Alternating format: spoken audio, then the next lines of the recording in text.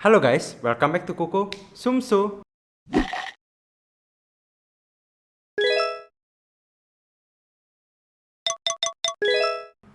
Pada video kali ini, Koko akan membahas tentang Hades. Siapa sih yang nggak kenal Hades? Hades merupakan dewa dari dunia bawah atau underworld yang sering dianggap sebagai dewa kematian, meskipun sebenarnya itu bukan. Hades ini sendiri merupakan putra dari Kronos yang merupakan pemimpin dari para Titan generasi pertama, dan Rhea yang dianggap sebagai dewi kesuburan. Nah guys, anak dari Kronos dan Rhea ini disebut dengan The Olympian. Hades ini sendiri merupakan Olympian yang tertua, disusul oleh Poseidon sebagai anak kedua, dan Zeus sebagai adik yang paling bungsu. Hades sering dijuluki sebagai The Unseen atau sebagai yang tak terlihat, dikarenakan sebelum bertarung melawan para Titan dan menguasai dunia bersama para saudaranya, Hades diberikan oleh para Cyclops sebuah helmet of invisibility atau helm tembus pandang yang sering disebut dengan helm kegelapan. Hades bersama saudara-saudaranya itu melakukan penyerangan kepada para Titan, dan mereka pun akhirnya berhasil mengalahkan para Titan dan mengambil alih kekuasaan atas dunia. Zeus, Poseidon, dan Hades pun mengadakan undian untuk menentukan wilayah kekuasaan mereka. Dari undian ini didapatkan hasil bahwa Zeus mendapatkan langit, Poseidon mendapatkan lautan, dan Hades mendapatkan dunia bawah atau yang dikenal dengan underworld. Hades pun pada akhirnya menjadi penguasa dari mereka yang sudah mati. Namun dia sendiri bukanlah dewa kematian, karena dewa kematian dalam mitologi Yunani itu sendiri punya sosok yaitu yang bernama Thanatos, yang menggunakan jubah hitam dengan sabit besar di tangannya.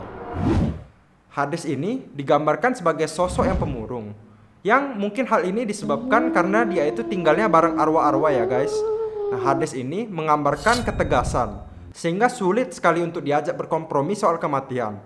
Hades juga digambarkan sebagai dewa yang penuh dengan kekayaan, karena dia ini sendiri tinggalnya itu ada di kedalaman bumi, di mana logam-logam berharga itu berasal. Nah, sebagai penguasa dari dunia bagi orang-orang yang telah mati, banyak orang-orang Yunani yang takut akan menyebutkan nama Hades, apalagi sampai berani bersumpah dengan nama Hades. Dan terdapat ritual yang mereka lakukan tiap tahunnya, yaitu berupa persembahan pengorbanan yang dilakukan untuk Hades dan ratunya, berupa domba hitam yang dilemparkan ke dasar jurang.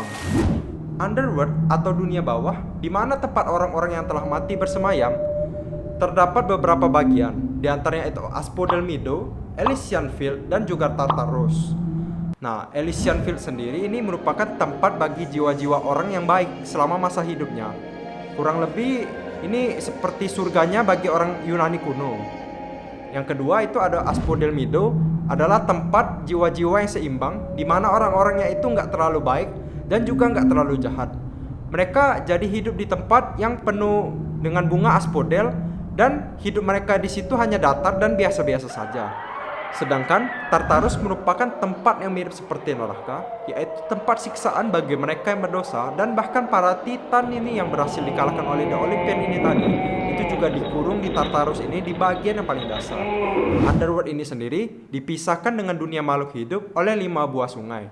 Sungai yang pertama itu Sungai Acheron atau Sungai Duka, yang pada tepi sungainya merupakan tempat bagi roh-roh yang meninggal menyeberang ke dalam Underworld. Untuk menyeberang, roh-roh ini harus membayar 1 obulus yang disiapkan oleh keluarganya saat akan dilakukan upacara kematian. Koin yang diletakkan di mulut atau di mata jenazah yang dikuburkan secara layak maupun dikremasi. Lalu, setelah melewati Sungai Acheron, maka kita akan sampai ke Sungai Cocytus atau Sungai Ratapan. Di tepi sungai ini, orang-orang yang dimakamkan secara tidak layak akan terus meratapi nasibnya karena tidak dapat meneruskan perjalanannya untuk menyeberangi sungai menuju ke Underworld. Setelah melewati Sungai Cocytus, maka kita akan sampai di Sungai Lethe, di mana para arwah meminum air dari sungai untuk melupakan kehidupannya di masa lalu atau di dunia yang fana. Ketika melewati Sungai Lethe, maka kita akan memasuki daerah Sungai Filgeshorn atau sungai api yang menyatu dengan Acheron, di mana tempat ini sendiri memiliki sungai yang mengalirkan lava yang sangat panas. Dan akhirnya kita telah mencapai dari ujung sungai, yaitu yang bernama Sungai Styx. Sungai Styx adalah sungai yang paling terkenal. Styx berarti kebencian, dan sungai ini sering disebut sebagai River of Unbreakable Oath atau sungai dengan sumpah yang tak terpatahkan. Hal ini sendiri karena para dewa maupun manusia yang telah bersumpah atas nama sungai ini tidak boleh mengingkari sumpahnya. Jika sumpah itu sampai diingkari, maka Zeus akan membuatnya meminum air dari sungai itu, yang efeknya bagi manusia berupa kematian, dan bagi immortal atau makhluk yang abadi, mereka akan kehilangan suara untuk waktu yang sangat lama. Di ujung sungai itu sendiri, terdapat pintu menuju ke underworld berupa gerbang adamantium, di mana gerbang ini dijaga oleh Cerberus, anjing berkepala 3, dengan bulu punggung dan ekor berwujud ular. Cerberus ini sendiri membiarkan siapapun untuk masuk ke dalamnya, namun ia mencegah mereka yang ingin meninggalkan underworld ini. Setelah dari underworld, kita akan menuju ke tempat yang cukup jauh. Di tempat ini terdapat seorang wanita yang bernama Persephone yang merupakan putri dari hasil pernikahan antara Zeus, saudaranya dari Hades ini, dan Demeter atau Dewi Bumi. Persephone merupakan wanita yang sangat cantik, hingga banyak dewa-dewa yang ingin menikahinya seperti Dewa Hermes dan Dewa Ares. Tetapi ibunya sangat overprotective dan menolak semua lamaran itu serta menyembunyikan Persephone. Suatu hari, Persephone yang sedang bermain di padang bunga bersama beberapa nymph, tiba-tiba tanah di padang bunga tersebut retak dan dari sana keluarlah Hades yang sedang menunggang kereta kuda. Dan kemudian Hades pun langsung membawa Persephone ke underworld untuk dinikahi. Demeter terkejut saat menyadari bahwa Persephone telah menghilang dan mencari-cari anaknya. Dan ia tidak menemukannya dimanapun. Namun Helios, sang titan matahari yang mengetahui semuanya, itu memberitahu mengenai kejadian penculikan itu pada Demeter. Lalu Demeter pun marah dan menghampiri para nymph tadi yang ada di padang bunga untuk mengutuk mereka menjadi siren wanita yang memiliki sayap burung yang akan terbang ke berbagai penjuru dunia menyanyikan nama Persephone dengan indah, memancing orang-orang yang mendengar nyanyiannya untuk menuju kematian mereka. Lalu sang Dewi Bumi tersebut pun terus mencari anaknya kemanapun. Kesedihannya tersebut membuat bumi menjadi sekarat. Ia tak lagi bisa menjaga kesuburan tanah dari bumi, daun-daun pun akhirnya berguguran, tanaman-tanaman banyak yang mati, dan musim dingin pun datang. Tak kuat mendengar jeritan manusia yang sengsara akibat bumi yang sekarat dan tekanan dari para dewa-dewa yang lain, Zeus pun akhirnya memerintahkan Hades untuk mengembalikan Persephone kepada ibunya. Dan Hermes pun diperintahkan Zeus untuk segera menjemput Persephone yang berada di dalam underworld.